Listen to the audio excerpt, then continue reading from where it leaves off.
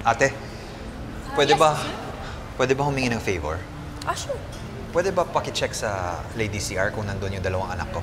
Sige, sir. Wait lang po.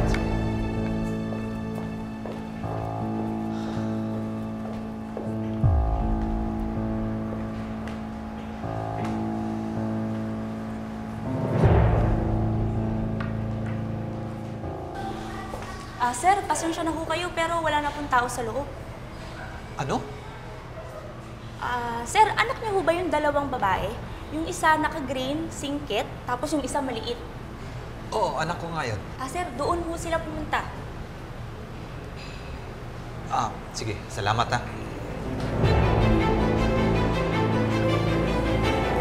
Alis! Annalyn!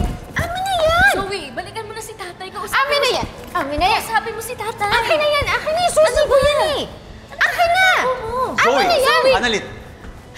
Ay, ibalik mo sa akin yan! Anong ginagawa niyo dito?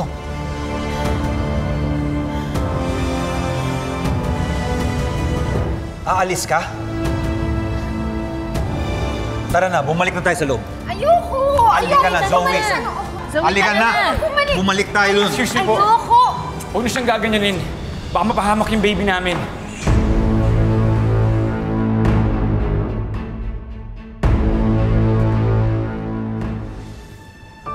Ano sabi mo? Baby niyo? Ikaw ang nakabuntis kay Zoe? Tama po kayo na narinig. Kaya huwag niyong sasaktan si Zoe. Dahil baka madama yung baby namin. Zoe, totoo ba yung sinasabi niya? Dad. Dr. Tanyag, nandito po ako sa harapan niyo para panagutan si Zoe at ang baby namin.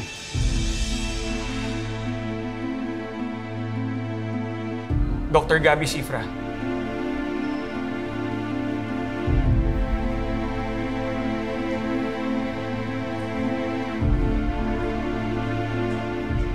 Kung ikaw ang nakabuntis kay Zoe, bakit ngayon ka lang lumabas para sabihin yan?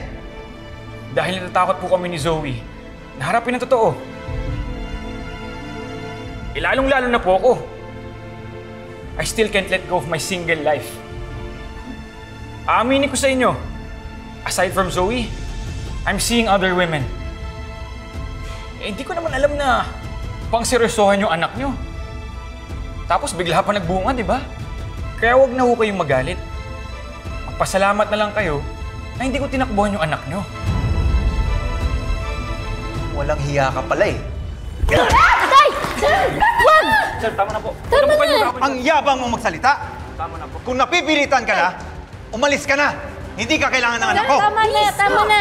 Dok, nandito nga po ako sa harapan nyo eh. Pananagutan ko si Zoe. Ano ba kinakagalit nyo, Dok? Ikaw na nga may kasalanan, mayabang ka pa? Sir, tama na po. Tama na! Tama na. Tay, ano ba? Tama na, sir. Zoe! Zoe! Zoe! Zoe. Zoe! Zoe! Dok, dalhin po natin sa ospital. Dali, Nandiyan bilis! ang kotse ko.